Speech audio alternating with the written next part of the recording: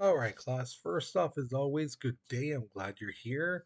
So today we're going to be talking about the basically the 1930s. What was happening in Germany? We talked about last class how Hitler came into power during the 1930s. Now we're going to look at Germany as a whole and basically what's happening in the world. And there's one event that does happen during this time where Hitler has a chance to show the world that he is right on his theory about the Aryan race. Okay, so let's go to your warm up. So there it is. So my question I'm asking you is this: looking at that picture, what do you think this artist is trying to say about Hitler? You know, what's his desire? What does he want? You know, what does he cherish mostly? Okay. Um, So again, look at this picture, analyze it, write your response, okay? Because we'll be moving on in three, two, one. So with Hitler in power, Germany had this thing called Nuremberg laws, which it prohibited Jewish and German citizens from being married or having any type of relationship, engaged, boyfriend, girlfriend, um, even to the point of being friends, like close friends, none of that stuff. Okay. Um, Basically, marriage certificates were torn up and burned. They were not recognized and things like that. So, yeah, pretty bad. Also, the Jewish people lost the right to vote. They could not no longer vote in elections, whether it was the top voting for for a country or even local things. Like if somebody was running for a sheriff or a mayor, they could not vote even for that. So yeah, things were getting pretty bad. Now, the term Jewish, that's pretty vague. What are we talking about? Because remember, you have to remember, Jewish is not just uh, a type of people, a race. It's also a religion. So where did they draw the line? So basically, to the Nazis and Hitler, Jewish meant that if you had three or four grandparents who were Jewish, then you were a Jew. Okay, and it didn't matter that if because some people were Jewish, excuse me, but they didn't identify as Jewish. They're like, you know what, not really Jewish. I'm more um, French, or more. I feel I'm, another, you know, race. And some people didn't even practice the religion of Judaism. Didn't matter. You have three or four grandparents who are Jewish, then you're Jewish. Um, and again, same thing with it. They practice Judaism or not. By law, they were Jewish. Now, what would happen if you were Jewish, or sorry, not Jewish, but you practiced the religion? Um, Basically, you were in a sense kind of treated the same, not as bad, but still you were looked down upon, and yeah, it was pretty bad, but not as bad as for the people who were actually Jewish. Okay, now Hitler and his cronies, his buddies in the government, um, the next thing they did was they kicked out anyone who was in the military. Okay. Now, Germany couldn't technically have a military, but they did have some people who were like citizen soldiers that come on like a militia, and those people were kicked out. Even Jewish soldiers back from World War One, people who fought alongside Hitler back in World War One, they were um, removed from any records. If there was a statue, a memorial, a plaque that said, this Jewish person, helped us, and anything acknowledging Jewish people was erased. When they had plaques saying, "Oh, this company of soldiers helped defend this city," if there was a Jewish name on there, they would take it off. So yeah. Now Germany started doing this thing called the Aryanization. Basically, what it meant was they were squeezing Jewish businesses out of business. What they did is basically they got this thing called a price fixing. So no matter what, a gallon of milk stayed the same price. No matter if there was a surplus of milk or a lower, too much milk, or a shortage of milk, the milk stayed the same price. Now, why did they do this? Because they wanted the uh, German, the Aryan businesses to be able to undersell them. So again, let's say milk costs typically, let's say it's cost $3. At the Jewish stores, it would make sure that they sold it at like $8. So the Jewish person could not sell it lower than $8. But the other stores, the Aryan stores, the German stores, they would still sell it at $3. Maybe they could even raise it to $4. And the thing is, people are going to buy the cheaper product, right? They're always going to buy a cheaper price, you know. So that's what happened. And like things like milk, fresh fruits and vegetables, they get rotten. So stores, really lost a lot of money. You know, now some Jewish places, and Jewish people bought at Jewish places, but they were losing money, paying this high price for this item where they can get to another store and get it for like really cheap. So to the Nazis, they didn't care. Either the store or the Jewish people were losing money, and that's what they wanted. Now, really quickly around the world, Japan had this leader named Emperor Hirohito. Okay, it's a picture of him on the bottom right there. And Italy got a new leader named Benito Mussolini, which was the guy you see up on top.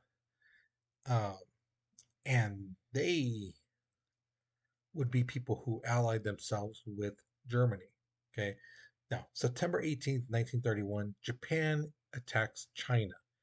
Now, I think I've told you guys before, I'm almost positive I have told you before, how for centuries, Japan and China hated each other. They hated each other and they constantly fought against one another. Well, now that Japan has, pretty strong army, they attacked China. And China looked to the League of Nations, telling them, hey, guys, look at they're attacking us. They're attacking us. We need your help. Excuse me. But the thing is, the League of Nations didn't want to have another war. The Great Depression is still going on. People were tired of the war. So basically the League of Nations was very weak, and they were telling Japan, no, stop that, guys. Be nice to China, okay? Come on, stop fighting. Don't do that. And Japan's like, you guys are weak, and they just kept attacking China. They did nothing to prevent or stop Japan. So in February 1933, Japan leaves the League of Nations saying, you know what, we're tired of you guys. You guys are dumb, you're weak, you don't do nothing. So they left. Now, weeks before the summer of 1936, Hitler's very anxious. He's happy because, again, he believes that the white, blonde haired, blue eyed, Aryan people were superior. And he felt that the Olympics was going to show the world how he was right and just show how the Aryan people dominate, how they're perfect specimens and things like that. But here's the problem: the Olympic Committee went to Germany. They saw all this anti Jewish laws on paper, on the walls, anti Jewish, slogans and propaganda posters. And they told Germany, hey, either you take this stuff down or the Olympics are canceled. And Germany's like, whoa, whoa, whoa, you can't do that. And they're like, yeah, we can. Okay, because there are going to be some Jewish people coming in here for the Olympics. Basically, every country has Jewish people, and they see this stuff, they're going to turn back and leave. So we might as well just cancel it. So either you take it down or the Olympics are canceled. And so that's what they did. Germany took down all the anti Jewish stuff, right? Just in time for the Olympics to start. And once the tourists and the Olympians got to Germany, they saw like a beautiful place. Germany had picked themselves out of the Great Depression. They were actually doing very well as a country, and a lot of them were coming from countries that are still suffering from the Great Depression, and they're looking at Germany like, wow, this is how a country's supposed to be. Look at the streets are clean, there's no homeless people are fed, people are happy. Wow, our country, I wish our country looked like this. They had no idea what was happening to the Jewish people. So that's the thing. Okay. Now, the 1936 Olympics come up. Hitler like puts this on the radio and sends it out everywhere around the world because he wants the whole world to know that he is right about the Aryan people, wants to show them how the Aryan people are so superior and things like that. Now, one of the things he was like dead set saying, we're going to win all the medals on this, was the track and field. And little did he know that there was an American named Jesse Owens who would basically stomp on his dreams. Jesse Owens won the most gold medals in that Olympics with 4 gold medals. He actually, I believe, if I remember right, he broke 3 world records in 4 events. That's ridiculous. And that's what he did, you know? So, yeah, Jesse Owens really ticked off Hitler. Okay. Now, overall, in the 1936 Olympics, Germany did win the most medals: gold, silver, bronze. They won 89 medals. The United States won the second most with 56. Now, typically, when somebody would win, like the Aryan people, Hitler would go and shake their hands and things like that. But when Jesse Owens won, Hitler refused to shake his hand.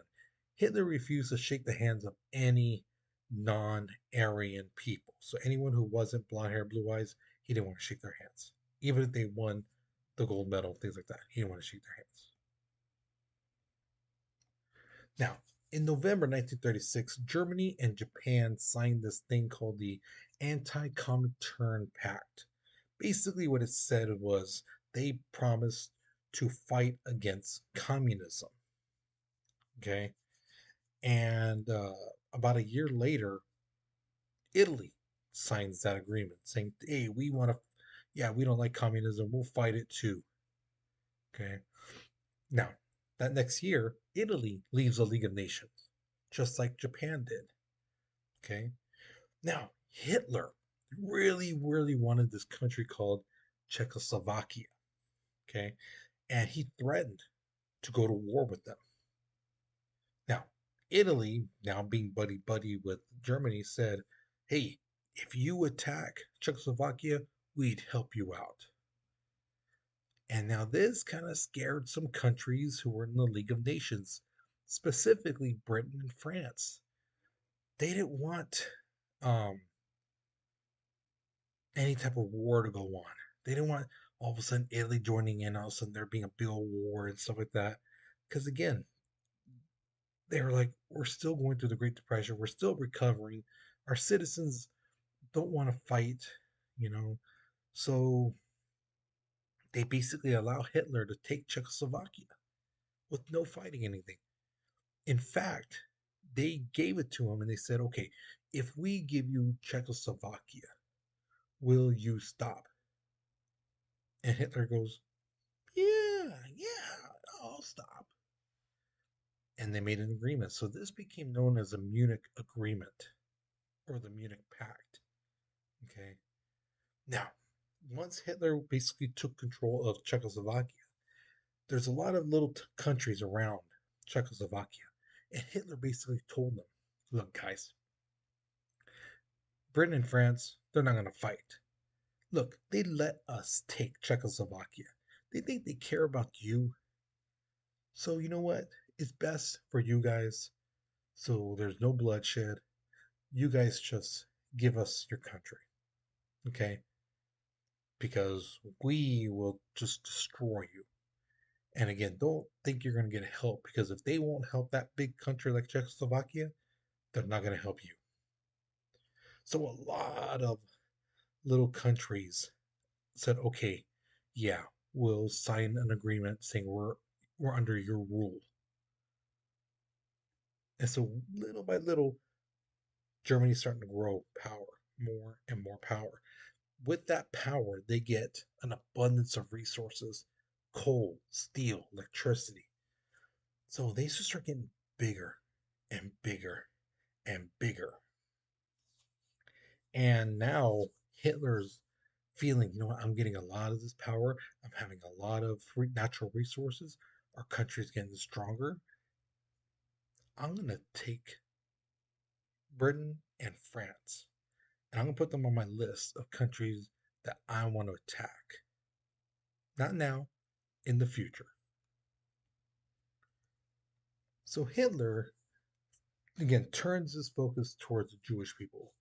Now, it's one thing to have businesses be identified as Jewish. Now he feels the people should be identified as Jewish. And they were now forced to identify themselves that way. So, starting January 1st, 1939, Jewish people with non Jewish names had to add the name Israel or Sarah. Okay, so let's say your name was Tony. That's not a very Jewish name. So if you were Jewish and your name was Tony, your name would have to be Israel Tony, whatever.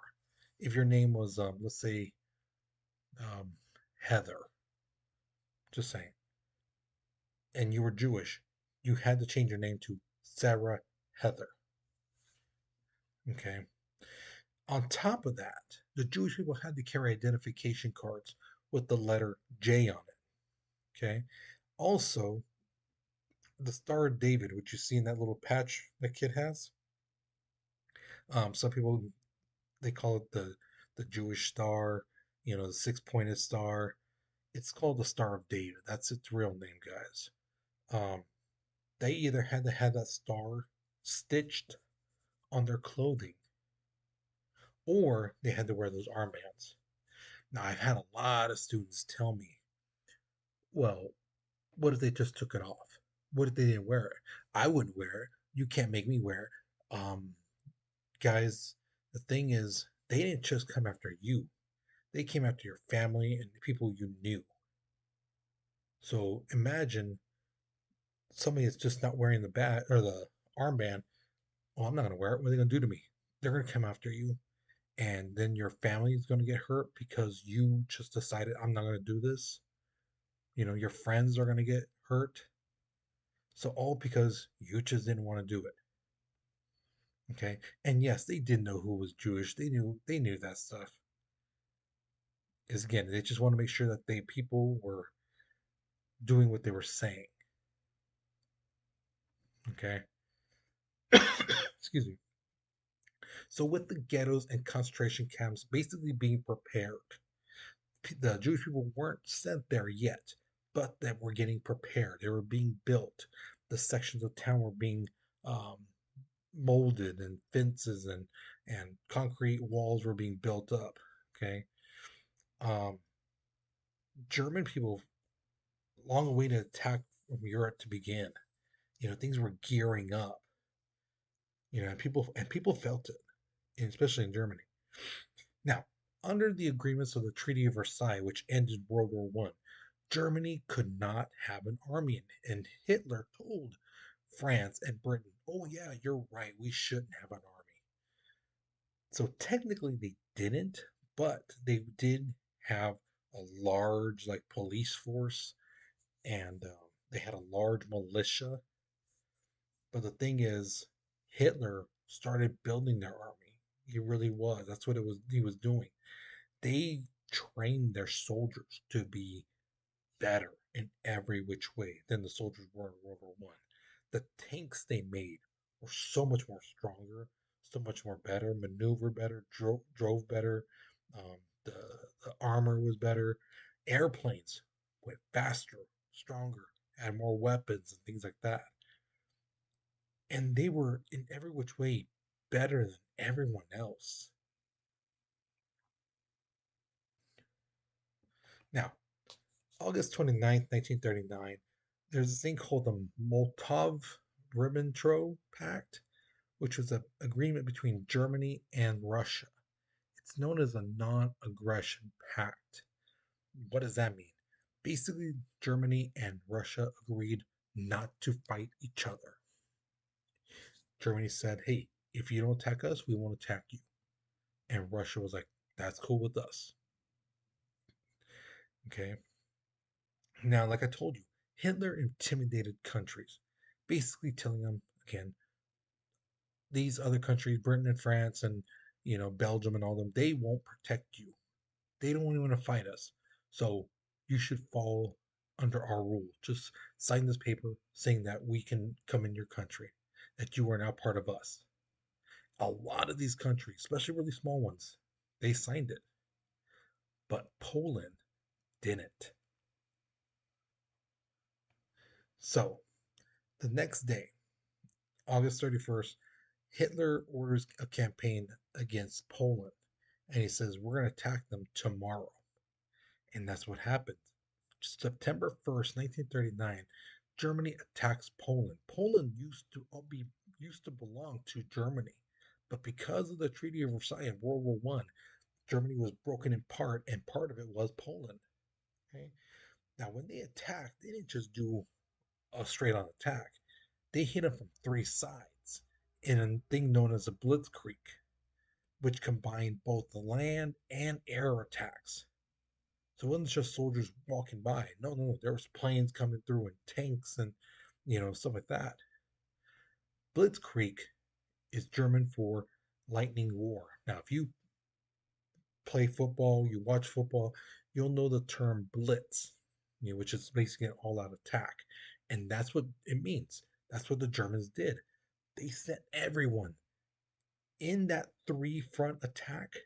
The Germans basically sent 1.5 million soldiers, half a million here, half a million here, half a million over here, all at one time. That's a lot for any country to take in one war. Now, Poland was no pushover. Okay, Poland had the fifth largest army in Europe, but the thing is, they were not prepared. They didn't know how to handle better tanks. These planes that were so much better. They're still used to airplanes from the First World War. They didn't know how to handle these new planes, new tanks. Now, on September 3rd, Britain and France honored their agreement to Poland, saying, hey, if anyone attacks you, we'll jump in. And that's what happens. Britain and France realize Hitler is not going to stop. Yeah, we gave him that land, Czechoslovakia. We thought he'd be happy, but no, he wants more. And this guy will not stop. So France and Germany, or sorry, Great Britain, declare war on Germany on September 3rd, 1939. Alrighty, so here's my question to you. We talked about the 1936 Olympics, right? Remember, Hitler wanted to show the world that the Aryans were superior in every which way, right? Excuse me. So, but so they did win the most medals, right? A lot more than in U.S., who came in second place. But he was humiliated by Jesse Owens. So my question to you is this: do you think he was more happy with winning the most medals and basically showing that, hey, yeah, our guys are superior, or do you think he felt more upset that Jesse Owens basically made his track team look like amateurs? So what do you think? Do you think he was more happy showing, hey, we won the most medals, or do you think he was more upset, like, dang, this guy just made us look like kids, you know, that we can't handle somebody of his speed, even and a black man at that. A black man made us look weak, or do you think he was more happy with the whole we won the most medals than anyone? Okay, so what do you think? And tell me, why do you believe that? Why do you think he was more happy, or why do you think he was more upset? Okay, so again, don't put both. Please do not put both. You can't be happy like, oh, we won the most medal, but I'm so glad. You can't be at the even queue. One or the other. One is more than the other. Which one do you think? Okay, so think about it. Write your response. Okay, once you finish this question, you're done with this lesson. Okay, so with that being said, you guys, you take care, you be safe, and I'll see you guys later. Okay.